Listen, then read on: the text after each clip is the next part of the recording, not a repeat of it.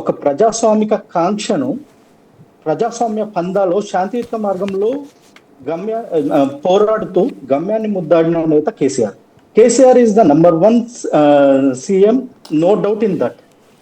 అయితే ఇక్కడ వచ్చిన సమస్యలు ఏంటి అంటే, టెక్నాలజీ పెరుగుతున్న కొద్దీ పెరిగిన టెక్నాలజీని యూజ్ చేసుకొని ఎవరైనా చేయాల్సింది ఏంటి అంటే దాని ద్వారా ఇంకెంత మంచి చేయగలము, ఇంకెంత ప్రజలకు చేరువ కాగలము అనేది యూజ్ చేసుకోవాలి ఎవరైనా. బట్ ఈ మధ్య కాలంలో మనం చూస్తున్నదల్లా ఏంటి అంటే, ఈ గ్రాక్ కూడా అది ఆన్సర్ చేస్తుంది. Fake batches and WhatsApp university అని చెప్పేసి ఈ టెక్నాలజీని యూజ్ చేసుకొని మనుషులపైన ఎంత ఎంత అంటే అంత విద్వేషాన్ని నూరిపోస్తూ, విపరీతమైన ద్వేషాన్ని వెదజల్లుతూ, మంచిని తక్కువ చేసి చూపిస్తూ వ్యక్తిత్వ హననానికి పాల్పడడం అనేది ఈ మధ్య కాలంలో చాలా ఎక్కువగా చూస్తున్నాం.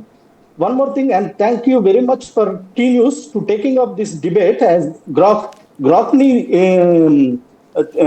debate కి తీసుకొని ఒక మంచి పని ఏం చేశారంటే, how effectively we can use the technology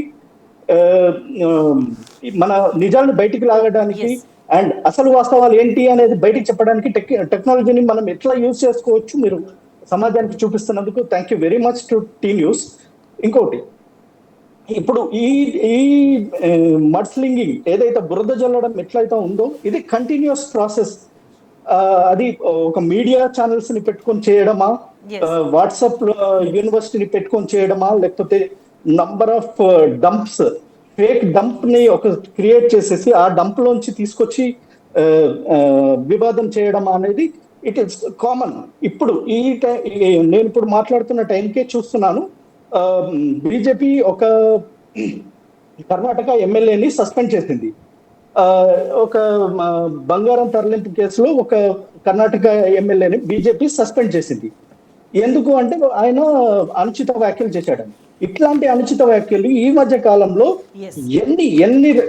ఎంత ప్రామినెంట్ పర్సనాలిటీస్ పైన విపరీతమైన దాడి చేశారు. రాహుల్ గాంధీ మాట్లాడలేని విధంగా రాహుల్ గాంధీ పైన దాడి చేశారు.